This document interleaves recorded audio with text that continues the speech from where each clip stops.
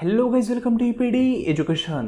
Guys, Maharashtra SET आणि NTUGC NET या दोनही एक्झाममधील पेपर फर्स्ट संदर्भात आपण पाहत आहोत MCQज सिरीज.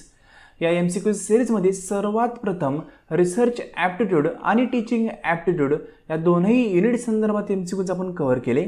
त्यानंतर कम्युनिकेशन जो युनिट नंबर 4 आहे या संदर्भात MCQज आपण पाहत आहोत.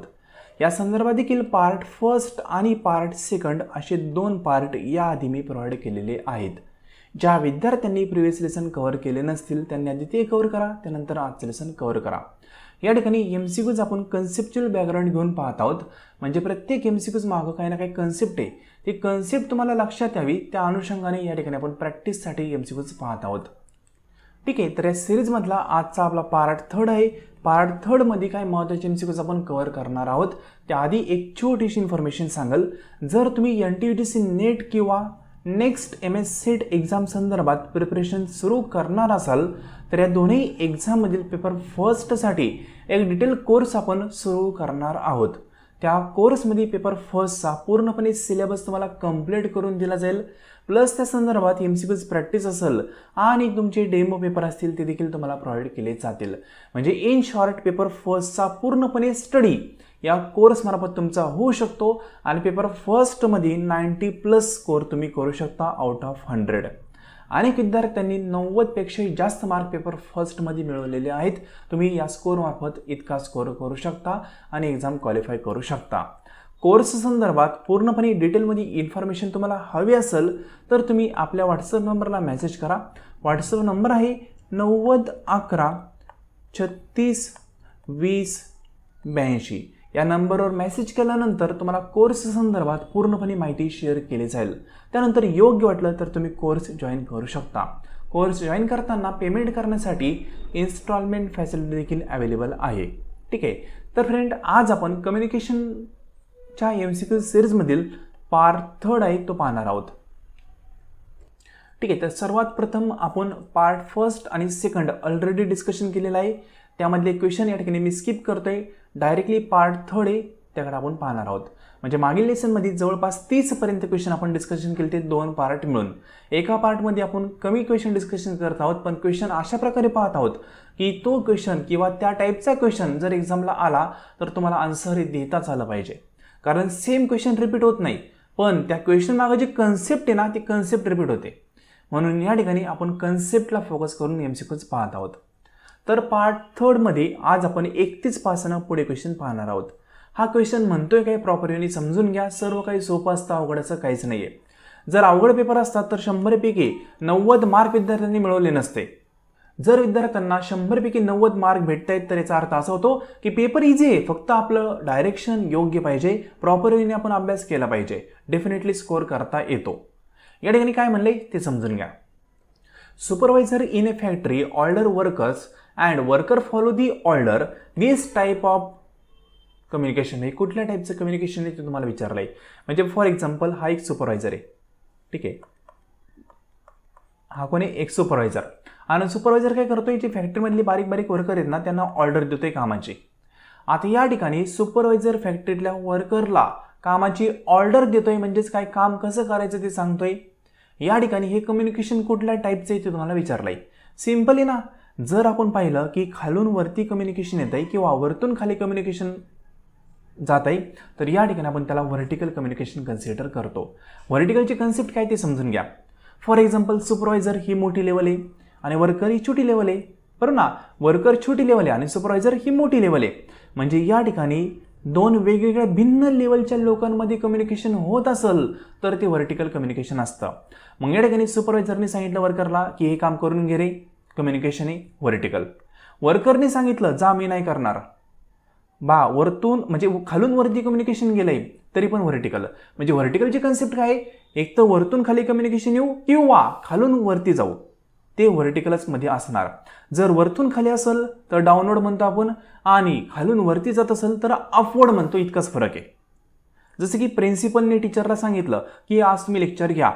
प्रिन्सिपलची ऑर्डर आहे कोणाला, टीचरला. कोणतं कम्युनिकेशन, व्हर्टिकल. पण व्हर्टिकलमध्ये कुठला टाईप आहे, व्हर्टिकलमध्ये डाऊनवर्ड आहे. कारण का खाली जाते, वरतून खाली येते ना, म्हणून डाऊनवर्ड. आणि इन केस टीचर म्हणले जा प्रिन्सिपल मी नाही घेणार लेक्चर, तर या ठिकाणी रिप्लाय कोण दिलाय? टीचरनी. कोणाला दिलाय? प्रिन्सिपलला दिलाय. मग या ठिकाणी हे कम्युनिकेशन कुठलं आहे? व्हर्टिकलच आहे. हे पहा, खालून वरती जाऊ किंवा वरतून खाली येऊ, व्हर्टिकलच. पण खालून वरती जर गेलं ना तर अपवर्ड, आणि वरतून खाली आलं तर downward. Simple. I hope concept काय ती क्लिअर झाली असेल. मग या ठिकाणी तुम्हाला क्लिअर तर झालं की फॅक्टरीचा सुपरवायझर आणि वर्कर यांचं कम्युनिकेशन जे होतं ते व्हर्टिकल आहे. ऑप्शन नंबर फर्स्ट आपला करेक्ट आहे. हॉरिझॉन्टल म्हणजे काय हो? हॉरिझॉन्टल म्हणजे सेम लेवलच्या लोकांमधलं कम्युनिकेशन. सर्व प्रिन्सिपल एकमेकांशी बोलतायत, सेम लेवलचे आहेत. सर्व टीचर एकमेकांशी बोलतायत, सेम लेवलचे आहेत. सर्व वॉचमॅन एकमेकांशी बोलतायत, सेम लेवल आहे. सर्व लहान लहान मुलं एकमेकांशी बोलतायत, सेम लेवल आहे. म्हणजे ज्यावेळेस सेम लेवलच्या लोकांमध्ये कम्युनिकेशन असतं ते असतं हॉरिझॉन्टल. नॉन फॉर्मल म्हणजे कोणी कोणाशी बोलतं, मित्र वगैरे तसं. ठीक आहे. आणि डिस्टन्स म्हणजे काय? ऑनलाईन. डिस्टन्स म्हणजे लांबचा नाही, ऑनलाईन कम्युनिकेशन असा अर्थ होतो त्याचा. ठीक आहे. मग या ठिकाणी तुम्हाला अर्थ सर्वांचा कळाला असेल. ऑप्शन नंबर फर्स्ट आपला करेक्ट आहे 31 नंबरच्या क्वेश्चनचा. सिंपल क्वेश्चन आहे, पहा, अवघड असं काहीच नाही आहे. त्यानंतर 32 नंबरचा क्वेश्चन. यामध्ये काय म्हणलंय ते पहा. Announcement of arrival and डिपेंचर of the train at railway station, म्हणजे रेल्वे स्टेशनवर रेल्वेचं आगमन आणि रेल्वे स्टेशनवरून रेल्वेचं प्रस्थान. या ठिकाणी जे कम्युनिकेशन होत आहे, म्हणजे रेल्वे आली हे तुम्हाला अनाउन्समेंट येते, पहा, सांगतात ते ही रेल्वे आलेली आहे. रेल्वे जाताना पण सांगतात की ही रेल्वे आता स्टेशनवरून चाललेली आहे. ते अनाउन्समेंट जे होते ना ते कुठल्या प्रकारचं कम्युनिकेशन आहे ते तुम्हाला विचारलंय. तर सिंपल आहे, पहा, तुम्ही रेल्वे स्टेशनवर ॲज अ कोण म्हणून ट्रीट केले जातात? पब्लिक असतं तुम्ही रेल्वे स्टेशनची, आणि पब्लिकसाठी जे कम्युनिकेशन असतं त्याला आपण पब्लिक कम्युनिकेशन म्हणतो. रेल्वे आली गेली हे तुम्हाला वैयक्तिक सांगते कोणी? नाही, सर्व पब्लिकला ते सांगतायत. मग सिंपल कन्सेप्ट आहे ना, पब्लिक कम्युनिकेशन. ऑप्शन नंबर 3 हा आपला करेक्ट आहे. ऑर्गनायझेशनल म्हणजे कंपनीच्या आतलं कम्युनिकेशन. नंतर स्पेशल हे वेगळ्या टाईपचं आहे, आणि सेक्शनल म्हणजे सेक्शननुसार कम्युनिकेशन. या ठिकाणी पब्लिक कम्युनिकेशन हे याचं करेक्ट आन्सर होईल या क्वेश्चननुसार. त्यानंतर 33 नंबरचा क्वेश्चन, एकदम इझी क्वेश्चन आहे. NTUGC नेटला येऊन गेलेला क्वेश्चन आहे. काय म्हणलंय ते समजून घ्या. Factor that contribute for effective classroom communication are, म्हणजे क्लासरूम कम्युनिकेशन जे होत आहे ते इफेक्टिव्ह करण्यासाठी कुठले फॅक्टर कॉन्ट्रीब्यूट देतात ते विचारलंय. म्हणजे कम्युनिकेशन आपण जे क्लासरूममध्ये करतो ना टीचर आणि स्टुडंट म्हणलं, तर ते योग्य पद्धतीने झालं पाहिजे, खूप चांगल्या पद्धतीने झालं पाहिजे. त्यासाठी कुठल्या गोष्टींचा वापर केला जातो ते विचारलंय. ऑप्शन फर्स्ट आहे इन्फॉर्मेशन ओव्हरलोड. म्हणजे तुम्ही पहिलीच्या मुलांना सांगितलं 20चा पाढा पाठ करून न्या उद्या, कसं जमणार आहे? इन्फॉर्मेशन ओव्हरलोड होईल, चुकीचं आहे, बरोबर ना. किंवा तुम्ही बालवाडीच्या मुलांना सांगताय नासा वगैरे, ठीक आहे, हे आण तिकडे गेलं ते आण पडलं, त्यांना काय कळणार आहे? उपयोगाचं नाही आहे. मग इन्फॉर्मेशन ओव्हरलोड झाली तर इफेक्टिव्ह कम्युनिकेशन होणार नाही, कारण समोरच्याला ते कळणारच नाही आहे. म्हणून ऑप्शन हा चुकीचा आहे. नंतर ऑप्शन बी काय म्हणते पहा, use of unfamiliar word.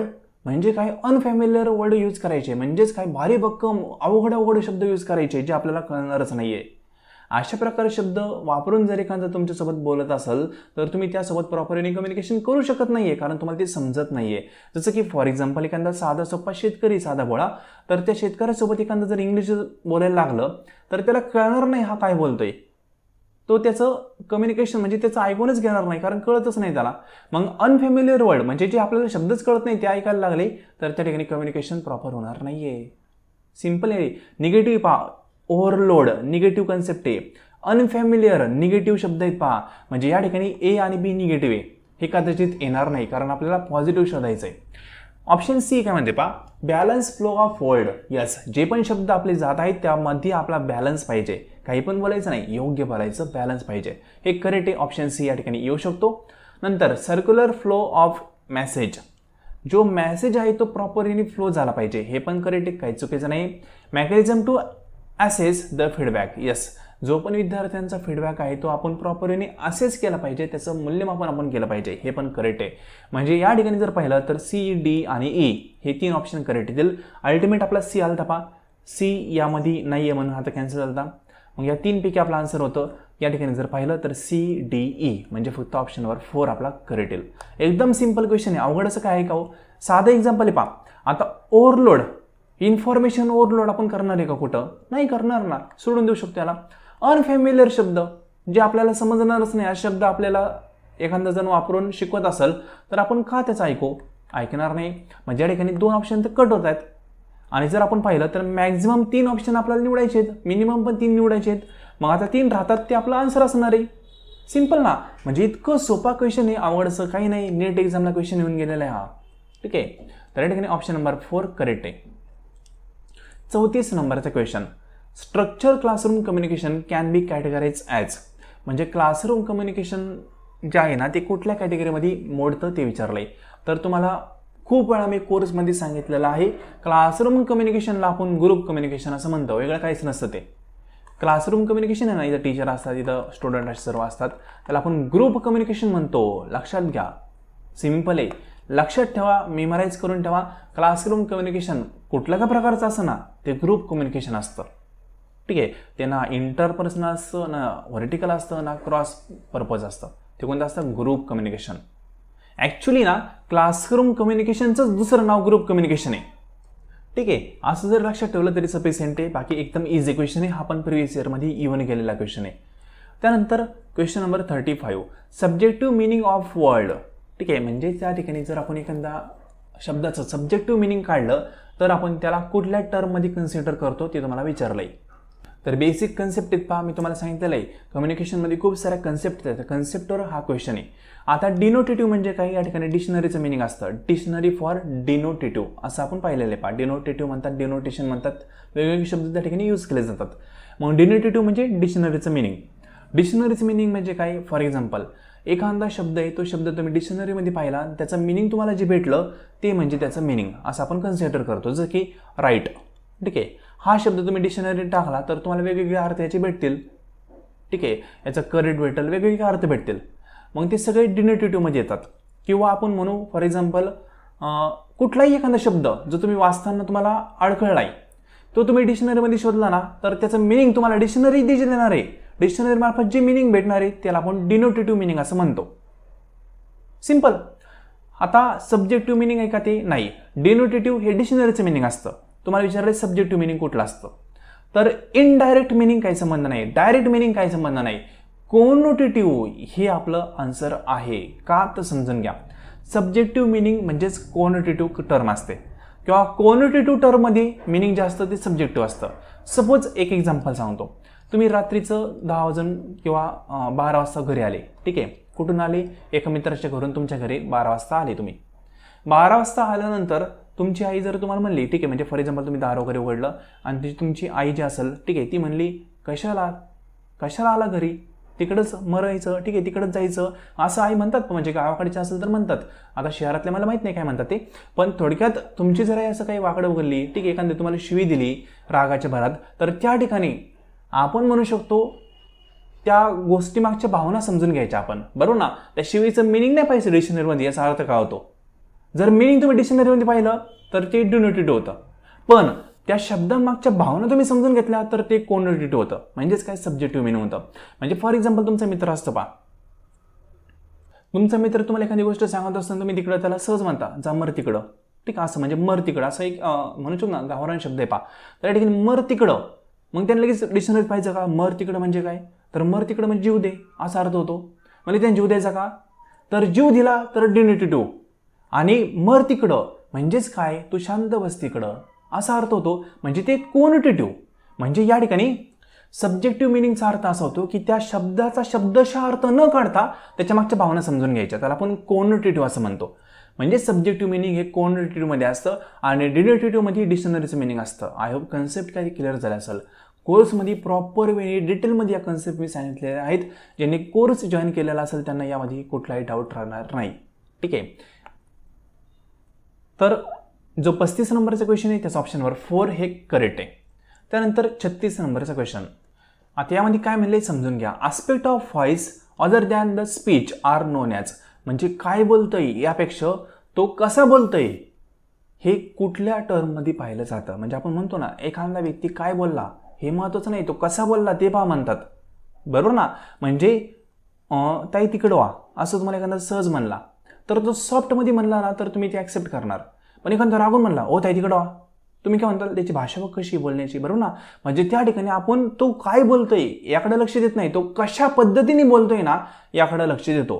He concept कुठली ते तुम्हाला विचारलंय, तर ती कन्सेप्ट आहे पॅरा लँग्वेज. डायरेक्टली आन्सर मी सांगितलंय, कारण हे ॲक्च्युली जास्त काही महत्त्वाचे कन्सेप्ट नाही आहे. पॅरा लँग्वेज म्हणजे काय? एखादा व्यक्ती काय बोलतोय त्यापेक्षा तो कसा बोलतोय हे या ठिकाणी डिफाईन केलं जातं, ते पाहिलं जातं. त्याला आपण पॅरा लँग्वेज असं म्हणतो. सिंपल ना. आपल्या जीवनात पण या गोष्टी घडून जातात पहा. कम्युनिकेशनमध्ये आपण नवीन काहीच शिकत नाहीये. तुमच्या जीवनात असा एखादा प्रसंग घडला असेल की त्या ठिकाणी एखादा व्यक्ती तुम्हाला साधा शब्द बोलला असेल, पण त्याचा टोन आहे ना तो तुम्हाला आवडला नसेल बोलण्याचा. ठीक आहे, मग त्याला आपण पॅरालँग्वेज असं म्हणतो. म्हणजे टोनचा अभ्यास या ठिकाणी केला जातो की त्याची बोलण्याची शैली कशी आहे, तो बोलतोय काय, शब्द किती महत्त्वाचे आहेत कसे आहेत नाहीत ते नाही पाहणार, त्याची टोन कशी बोलण्याची, तो कशा पद्धतीने बोलतोय, त्या बोलण्यामध्ये त्याच्या भावना काय आहेत ते आपल्याला कळतं ना, ते म्हणजे पॅरालँग्वेज. सिंपल ना. आय होप कन्सेप्ट इथे क्लिअर होत असेल. एक्झामला पॅरालँग्वेजवर क्वेश्चन आला तर तुम्हाला सुटलाच पाहिजे. अशा पद्धतीने कन्सेप्ट लक्षात ठेवायचे. एकदम सोप्या शब्दामध्ये सांगण्याचा प्रयत्न करतोय. नेक्स्ट आहे question number 37. Communication is the transfer and understanding of. म्हणजेच काय, कम्युनिकेशनमध्ये काय ट्रान्सफर केलं जातं आणि काय गोष्टी समजून घेतल्या जातात. सिंपल आहे पहा. तुम्हाला लेसन मी प्रोव्हाइड करतोय, तुम्ही हे लेसन पाहतात.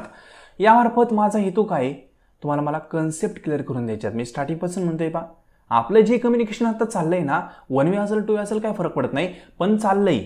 ह्या कम्युनिकेशन मार्फत तुम्हाला कन्सेप्ट मला क्लिअर करायचे आहेत. म्हणजे अल्टिमेट हेतू काय असतो, कम्युनिकेशन मार्फत आपण कन्सेप्ट असतील त्या ट्रान्सफर करतो. ठीक आहे. आयडिया, मिनिंग, वर्ड यापेक्षा कन्सेप्ट महत्त्वाचे आहेत. कन्सेप्ट क्लिअर झाली तर बाकी काही नसतं. कम्युनिकेशनमध्ये कन्सेप्ट हे महत्त्वाचे असतात. ठीक आहे. मग कन्सेप्ट हा मिनिंगपेक्षा डीप मधला पॉईंट आहे, या लक्षात ठेवा. मिनिंग हे वरती असतं, कन्सेप्ट म्हणजे त्याचा कोअर पार्ट, त्याला आपण कन्सेप्ट असं म्हणतो. सिंपल. मग या ठिकाणी कम्युनिकेशनचा हेतू जो असतो ना, तो कन्सेप्ट क्लिअर करणं, कन्सेप्ट समजून सांगणं हा असतो. मग या ठिकाणी ऑप्शन नंबर सी करेक्ट आहे. त्यानंतर क्वेश्चन नंबर 38 काय म्हणलंय ते पहा. A person is more likely to use eye contact while. म्हणजे सर्वात जास्त आय कॉन्टॅक्ट कधी यूज केला जातो ते विचारलंय. अरे किती बेसिक क्वेश्चन आहे. या आधी पण अशा टाईपचा आपण क्वेश्चन पाहिलाय. आय कॉन्टॅक्ट कधी यूज केला जातो, ज्यावेळेस आपण लिसनिंग करत असतो त्यावेळेस आय कॉन्टॅक्ट यूज केला जातो. ठीक आहे. याचा काही संबंध आहे का, स्पीकिंग काही संबंध आहे का, इंटरप्रिटिंग काही संबंध आहे का, नाही. स्पीकिंग करताना आय कॉन्टॅक्ट नसेल तरी पण चालेल, पण लिसनिंग करताना आय कॉन्टॅक्ट असतो पहा. जसं की सपोज एखादा FM रेडिओ जर लावला ना, तरी काही जे म्हणू शकतो वयोवृद्ध व्यक्ती असतील ना, ते FM पाहत बसतात पहा आणि तो ऐकण्याचा प्रयत्न करतात. आता दिसतंय का काही, नाही, तरी पण त्याच्याकडे पाहतात. भोंगा साऊंड असतो, त्याच्यातून काय आवाज येतोय का, येस येतोय, पण तिथे दिसतंय का काही, नाही, पण तो आपण पाहून ऐकण्याचा प्रयत्न करतो. म्हणजेच काय, लिसनिंगच्या वेळेस आपण आय कॉन्टॅक्ट जास्त प्रिफर करतो. जसं की सपोज तुम्हाला टीचर शिकवत असताना तुम्ही टीचरकडं पाहण्यासाठी जास्त उत्सुक असता, म्हणजे टीचरला तुम्हाला पाहायचं असतं. ठीक आहे. म्हणजे फॉर एक्झाम्पल आपण असं म्हणू, एक गाणं आहे, ठीक आहे, खूप चांगलं सॉन्ग आहे, आपण म्हणू सोनू निगम आहे ना, त्यांचं एक सॉन्ग आहे असं आपण कन्सिडर करू. आणि सोनू निगमचा एक शो आहे एका मोठ्या कुठल्या तरी ग्राउंडवर. त्या ग्राउंडवर त्यांचं स्टेज आहे पहा सोनू निगमचं, आणि स्टेज समोर असा मोठा पटांगण आहे. आता हे पहा, सोनू निगम जे गाणं म्हणणार आहे त्या गाण्याचा आवाज इकडे पण येणार आहे, इकडे पण येणार आहे. हे स्टेज जरी असं असेल, ठीक आहे, आणि इकडं फ्रंट त्याचा असा असेल, पण स्टेजच्या मागं पण त्यांनी म्हणलेल्या गाण्याचा आवाज येणार आहे. पण आपण ते न पाहता इथून आपण त्याला पाहण्याचा प्रयत्न करणार. म्हणजे इकडचं ऐकू इकडे पण येते ना, गाणंच तर म्हणतोय, ऐकू इथं पण येणार आहे, पण आपल्याला त्यापेक्षा पण काय वाटेल, त्यांच्या समोरून त्यांना पाहायचं, त्यांच्या डोळ्यात पाहायचं. ठीक आहे. ते गाणं म्हणताना त्यांना पाहण्यात आनंद असतो. मग त्या ठिकाणी आय कॉन्टॅक्ट महत्त्वाचा असतो का नाही. म्हणजे एखादी गोष्ट आपण समजून घेताना, ती इंटरेस्टिंग वेनी पाहताना त्या ठिकाणी आय कॉन्टॅक्ट महत्त्वाचा असतो.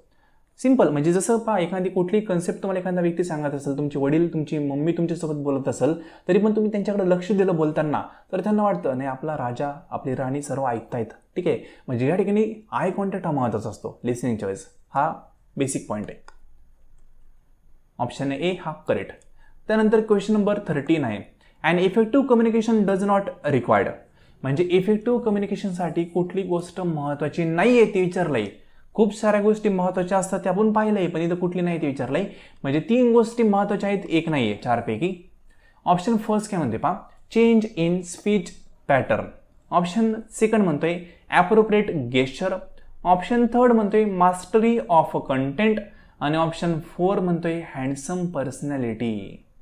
इफेक्टिव्ह कम्युनिकेशन करण्यासाठी कुठली गोष्ट महत्त्वाची नाही आहे 4 पैकी. चेंज इन स्पीच पॅटर्न, उतार चढ, ठीक आहे, शब्दामध्ये, वाक्यांमध्ये स्पीच आहे ते व्यक्तीनुसार चेंज करणं अपेक्षित असतं. लहान मुलगा असेल तर बोलतो आपण, ठीक आहे, मोठा मुलगा असेल तर थोडंसं नीट बोलतो, आजी आजोबा असेल तर त्यांच्याशी आपण एकदम आरामशीर बोलतो, आपला स्पीड आपण कमी करतो, हे स्पीचचा पॅटर्न आपण चेंज करतो पहा, तरच एक कम्युनिकेशन इफेक्टिव्ह होतं. लहान मुलाशी बोबडं बोललं तर त्याला समजतं. आईवडील असतील तर रिस्पेक्टफुल आपण बोलतो, ठीक आहे. आजी आजोबाला असतील तर एकदम स्लो बोलतो आपण, त्यांना समजेल असं, ठीक आहे ना. म्हणजे या ठिकाणी चेंज करतो आपण आपला पॅटर्न स्पीचचा. हे इफेक्टिव्ह कम्युनिकेशनचं एलिमेंट आहे. त्यांनी कुठलं नाही ते विचारलंय म्हणून हे आपला आन्सर नाही आहे. नंतर ॲप्रोप्रिएट गेस्चर. तुम्ही कम्युनिकेशन करताना तुमचं गेस्चर काय आहे ते पण महत्त्वाचं आहे. म्हणजे IT पार्कमध्ये किंवा IT कंपनीमध्ये तुम्ही काम करताय आणि तुम्ही बनेलवरती जात आहे, योग्य आहे का नाही, गेस्चर, पोश्चर, हावभाव सगळ्या या गोष्टी महत्त्वाच्या असणार तुमच्या, ठीक आहे. तुमचं गेस्चर कसं हे पण महत्त्वाचं असणार आहे. इफेक्टिव्ह कम्युनिकेशनसाठी महत्त्वाचा एलिमेंट आहे. जसं की मोटिवेट करणारी व्यक्ती असेल पहा, कम्युनिकेटर असेल मोठे, त्यांचं पहा टाय बूट सूट कंटिन्यू असतो. गेस्चर पोश्चर महत्त्वाचं असतं ना, म्हणून हे पण करेक्ट आहे. म्हणजे आपला आन्सर नाही हे पण. नंतर मास्टरी ओव्हर द कंटेंट. म्हणजे जो कंटेंट आहे त्यावर तुमची कमांड असेल तरी पण तुम्ही इफेक्टिव्ह कम्युनिकेशन करू शकता. आता मी तुम्हाला लेक्चर देतोय, हा कॉन्फिडन्स का आला माझ्याकडं? कारण मला असं वाटतंय कुठे ना कुठे हे कन्सेप्ट मला माहिती आहेत म्हणून मी तुम्हाला सांगतोय, ठीक आहे. म्हणजेच काय, कंटेंट संदर्भात तुम्हाला प्रॉपर वेनी नॉलेज असेल तर तुम्ही प्रॉपर वेनी कम्युनिकेशन करू शकता. म्हणजे हे पण आपला आन्सर नाही कारण हे करेक्ट आहे. तुम्हाला नॉट रिक्वायर्ड विचारलंय. तर हँडसम पर्सनॅलिटी, खूप छान दिसतोय आणि बोबडं बोलतोय, का उपयोग आहे? नाही, ठीक आहे. खूप छान आहे, खूप छान, म्हणजे हिरो हिरोईनपेक्षा पण छान दिसतोय पण त्याला बोलताच येत नाही. इफेक्टिव्ह कम्युनिकेशनमध्ये काय होणार आहे? काहीच उपयोग नाही आहे. सिम्पल ना. मग या ठिकाणी हँडसम पर्सनॅलिटी महत्त्वाची नाही, पर्सनॅलिटी असावी पण हँडसम असावी असं काही नाही. तुमची पर्सनॅलिटी कशी का असाना, तुम्हाला कम्युनिकेशन प्रॉपरली करता आलं पाहिजे. सिम्पल. म्हणून या ठिकाणी ऑप्शन नंबर डी हा करेक्ट होईल. कारण पर्सनॅलिटी हँडसम असावी आणि त्याने कम्युनिकेशन इफेक्टिव्ह होईल असं काही नाही आहे. पर्सनॅलिटी कशी असून द्या, कम्युनिकेशन इफेक्टिव्ह करू शकता. आणि स्पीच देणारे व्यक्ती अशा आहेत की ज्यांच्याकडे पाऊशी वाटत नाही असे त्यांचे चेहरे आहेत, पण त्यांचे शब्द आणि त्यांची वाक्य हे सतत ऐकावे वाटतात असे त्यांचे भाषण आहेत, ठीक आहे ना. मग या ठिकाणी पर्सनॅलिटी महत्त्वाची नाही. म्हणजे पर्सनॅलिटी ॲक्च्युली महत्त्वाची असते पण ह्या क्वेश्चननुसार हे ऑप्शन महत्त्वाचे आहेत, हे ऑप्शन नाही आहे महत्त्वाचं, ठीक आहे. बेसिक आहे. Odd man out find out केला आणि आपल्याला आन्सर भेटून गेला. आता या ठिकाणी काय म्हणले ते पहा. 40 नंबरचा क्वेश्चन पाहतोय. The process of communication is enhance through. म्हणजे कम्युनिकेशनची प्रोसेस आपण करतो ती प्रोसेस आणखी योग्य पद्धतीने करण्यासाठी कुठले पॉईंट महत्त्वाचे असतात ते तुम्हाला विचारलंय. तर ऑप्शन फर्स्ट आहे बिलॉंगिंगनेस. म्हणजेच काय, आपलेपणा, आपुलकीपणा त्यामध्ये पाहिजे का कम्युनिकेशनमध्ये? येस पाहिजे, करेक्ट आहे. Security and freedom to make choice. म्हणजे तुम्हाला सुरक्षितता वाटली पाहिजे आणि तुम्हाला कुठली गोष्ट निवडण्याचं स्वातंत्र्य पाहिजे, त्यामुळे पण कम्युनिकेशन इफेक्टिव्ह होऊ शकतं. करेक्ट आहे, काही चुकीचं नाही आहे. याने पण कम्युनिकेशन प्रोसेस ही चांगल्या प्रकारे होऊ शकते. नंतर C, information of meeting and avoidance of press. म्हणजे या ठिकाणी पत्रकारांना भेटण्याची आणि टाळण्याची माहिती या ठिकाणी गोष्टी असल्या पाहिजे. म्हणजे हे पण करेक्ट आहे, ॲक्च्युली निगेटिव्ह ऑप्शन नाही. हा प्रॉपर मिनिंग नाही पण करेक्ट आहे, काय चुकीचं नाही आहे. मग जर आपण पाहिलं तर ऑल ऑफ द अबोव हे आपला आन्सर करेक्ट येईल. कारण का माहिती का, तुम्हाला दोन्हींचं तर प्रॉपर मिनिंग कळाले ना या दोघांचं. आता दोन्ही पण करेक्ट आहे आपल्याला असं वाटतंय, म्हणजेच आपल्याला कुठं ना कुठं एकच ऑप्शन निवडायचा असतो. मग एक कुठला निवडू शकतो? हा निवडू शकतो आपण, बरं ना. म्हणून ऑप्शन नंबर डी हा correct, all of the above. आणि लक्षात घ्या, नेट किंवा सेट एक्झामला 99 केसमध्ये ऑल ऑफ दी अबोव हे करेक्ट आन्सर असतं, ठीक आहे. फक्त काय पाहिजे, सर्वांचं डायरेक्शन एकच आहे का. म्हणजे पहा, हे पण पॉझिटिव्ह वाक्य होतं, हे पण पॉझिटिव्ह होतं, हे पण पॉझिटिव्ह होतं, निगेटिव्हिटी कुठं नव्हती, सगळे एका डायरेक्शनला आहेत. मग ऑप्शन आपलं एकच अल्टिमेट करेक्ट होऊन जातं. त्यानंतर question number 41, two way communication become effective. Two way communication effective होऊ शकतं का? येस, होऊ शकतं. नेव्हर नाही असं नाही, होऊ शकतं. रिअली म्हणजे कधीतरी नाही. इफेक्टिव्ह कम्युनिकेशन असतं टू वे कायमच, म्हणजे ऑलवेज असतं, ठीक आहे. ऑप्शन नंबर सी आपला करेक्ट होईल, always. Two way effective communication का असतं, तर तुम्ही एखादी गोष्ट सांगितली, ठीक आहे, आणि ती सांगितल्यानंतर त्याचा फीडबॅक आला की येस मला कळाली, तर इफेक्टिव्ह कम्युनिकेशन झालं ना. सिम्पल ना. म्हणजे एखादी गोष्ट सांगितल्यानंतर त्याच्याकडून पण फीडबॅक आपल्याला भेटला पाहिजे. जर भेटला तर इफेक्टिव्ह कम्युनिकेशन, म्हणजे टू वे झालं. म्हणजे हा फर्स्ट वे आणि हा सेकंड वे झालं टू वे. सिम्पल, म्हणजे ऑलवेज इफेक्टिव्ह असतं. त्यानंतर question number 42, intrapersonal communication help 1A.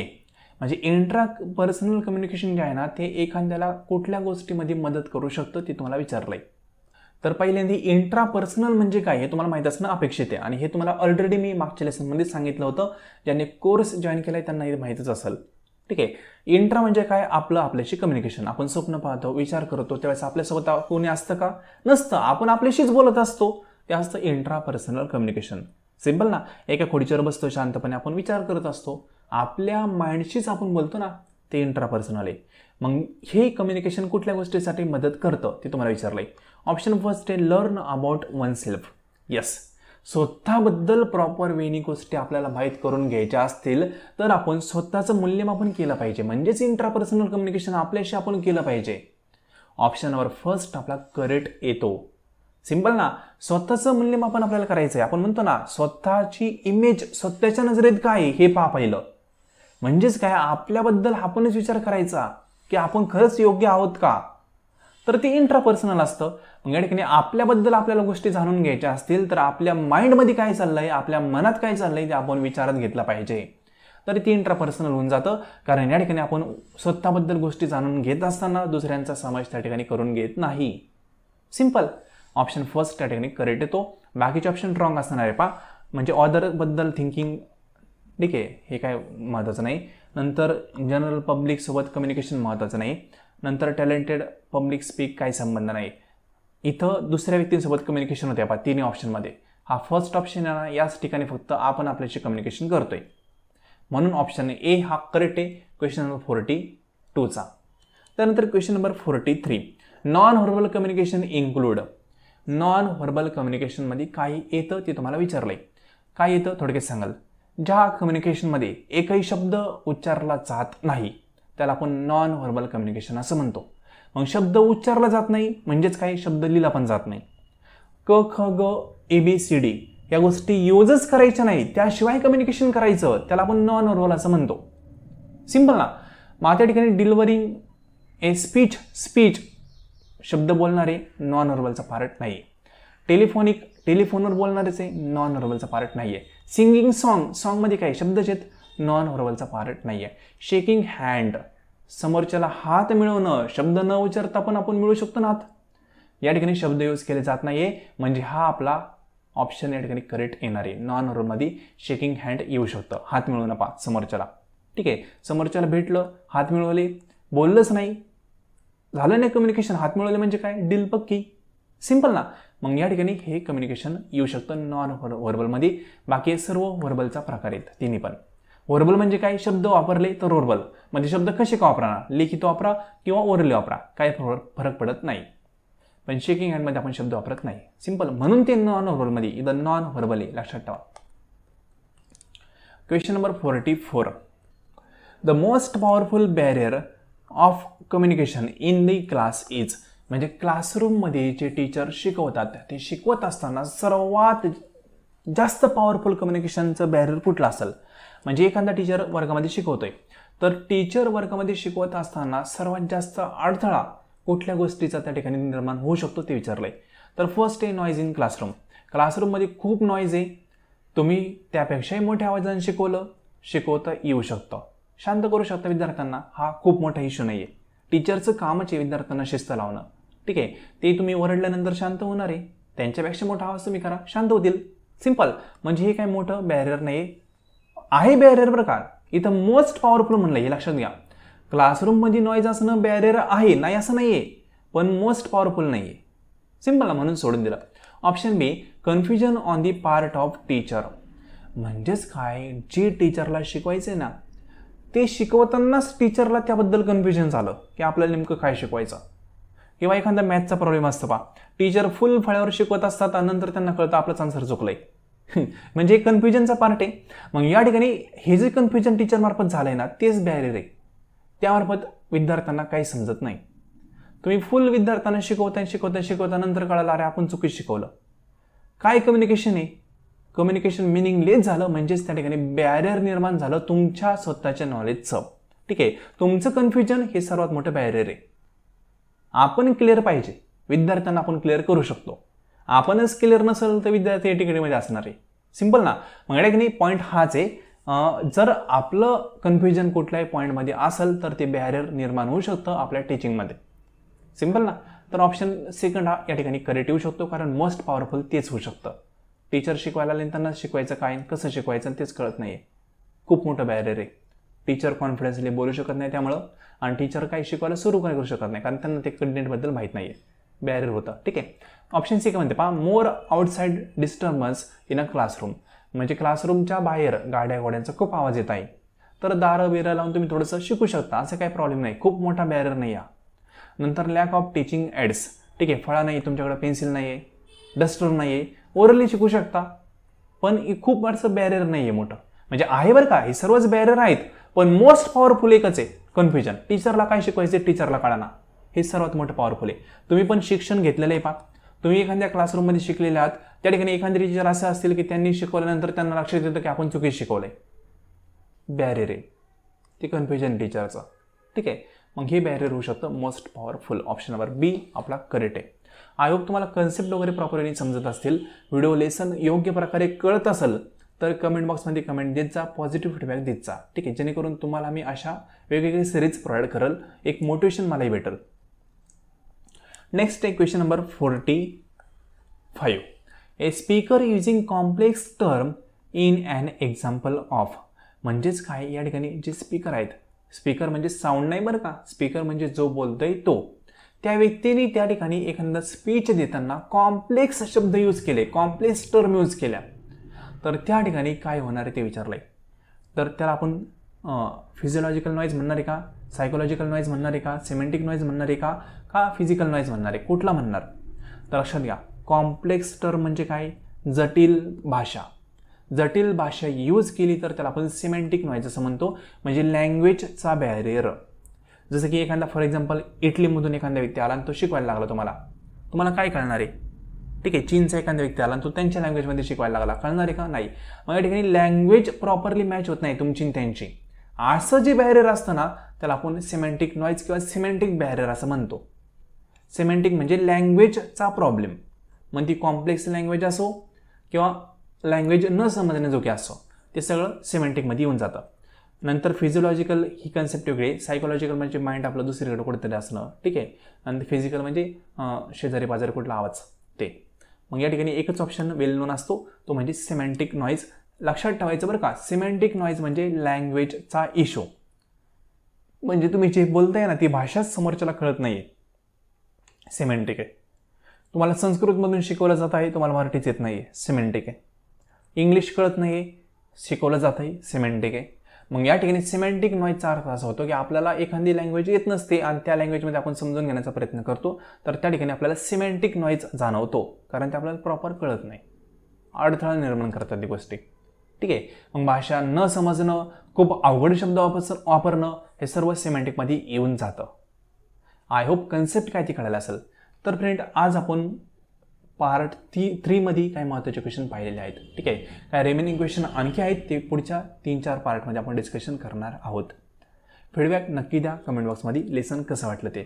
आणि जर तुम्हाला पेपर फर्स्ट संदर्भात कोर्स जॉईन करायचा असेल तर आपला व्हॉट्सअप नंबर आहे 90 11 36 20 82. यावर एक मेसेज करा कोर्स इन्फॉर्मेशन म्हणून, तुम्हाला सर्व कोर्स इन्फॉर्मेशन शेअर केली जाईल. त्यानंतर योग्य वाटलं तर तुम्ही कोर्स जॉईन करू शकता. डेफिनेटली पेपर फर्स्ट तुमचा खूप चांगल्या मार्काने कव्हर होईल आणि या ठिकाणी कमी वेळेमध्ये जॉब वगैरे करून तुम्ही पेपर फर्स्टमध्ये चांगले मार्क मिळवू शकता. ठीक आहे, जास्त वेळ देण्याची गरज नसते, कन्सेप्ट क्लिअर करण्याची गरज असते. जसं की आता फॉर एक्झाम्पल सिमेंटिक नॉईज, लँग्वेजचा इश्यू असतो, ही कन्सेप्ट क्लिअर झाली, पुन्हा ही कन्सेप्ट पाहिजे गरज आहे का, नाही, फक्त रिवाईज करायची आपल्याला एकदा. म्हणजे ज्या ठिकाणी कन्सेप्ट तुमच्या फक्त क्लिअर करणं हा आपला कोर्सचा एम आहे. त्या कोर्समध्ये 10 युनिटचे पूर्णपणे सिलेबस वाईज तुम्हाला लेक्चर प्रोव्हाइड केले जातात. डेमो पेपर असतात प्रॅक्टिससाठी, मॉक टेस्ट असतात आणि क्विज पण असतात, प्लस रिव्हिजन पण असते एक्झामच्या आधी. डिटेल इन्फॉर्मेशन या नंबरला मेसेज केल्यानंतर प्रोव्हाइड केली जाईल. ठीक आहे, व्हॉट्सअप ओनली हा नंबर आहे.